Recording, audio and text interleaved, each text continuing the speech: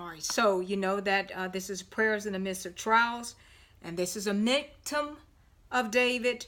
And remember, Miktam is a prayer or meditation, and just based upon the title, we know that this is a prayer.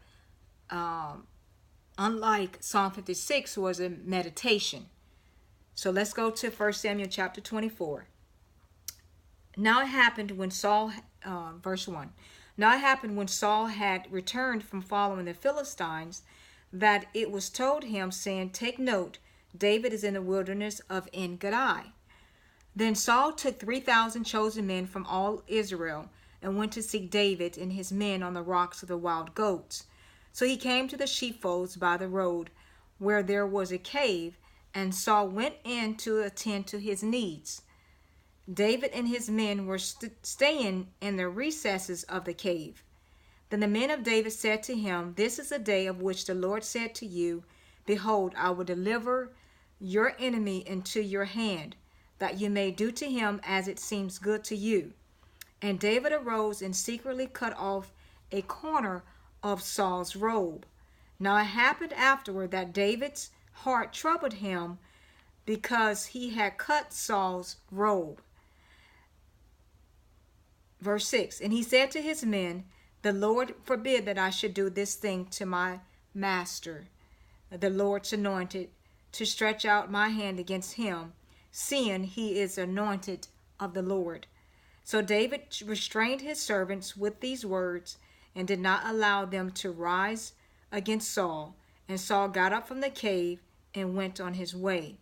Now, when he said restrained his servants with these words, this sends us to actually a reference scripture to the Sermon on the Mount, Matthew 5:44, where Jesus said, but I say to you, love your enemies, bless those who curse you, do good to those who hate you, and pray for those who spitefully use you and persecute you. And then this sends us to Romans 12:20, that says, therefore, if your enemy hungers, feed him. If he thirsts, give him a drink. For in so doing, you will heap coals of fire on his head. Do not be overcome by evil, but overcome evil with good. And clearly, that is exactly what David did. All right, let's move into verse 8 in 1 Samuel chapter 24. David also arose after, went out of the cave, and called out to Saul, saying, my lord the king. And when Saul looked behind him, David stooped with his face to the earth and bowed down. And David said to Saul, why do you listen to the words of men who say, indeed, David seeks your harm? Look, this day your eyes have seen that the Lord delivered you today in my hand in the cave, and someone urged me to kill you, but my eye spared you.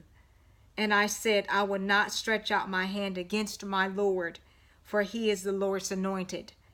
Moreover, my father, see the corner of your robe in my hand, for in that I cut off the corner of your robe and did not kill you.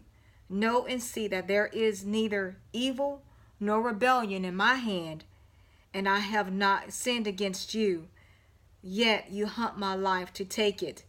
And so in this sends us with some reference scriptures to Psalm 7:3 that talked about those what?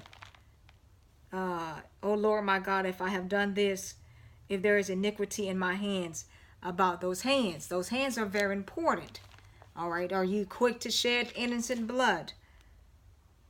All right, I mean, Saul's blood wouldn't have been innocent because he was trying to seek harm, but David still considered him as being the Lord's anointed, and he chose not to rise up against Saul because Saul was still a king.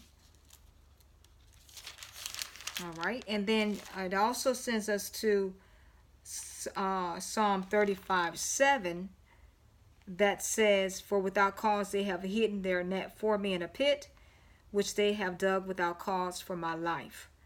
All right, and so now let's go back to 1 Samuel. So it says 12.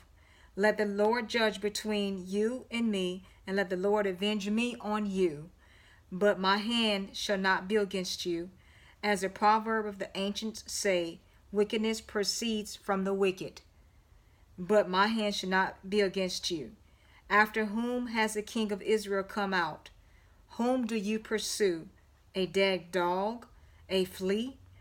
Therefore let the Lord be judge, and judge between you and me, and see and plead my case, and deliver me out of your hand. All right, so we're going to pause here because we're going over, and apparently we have 3 parts introduction, but that's okay. So we're going to go ahead and pause here, and we'll come back to 1 Samuel and read it out and start our Psalm series, our Psalm 57.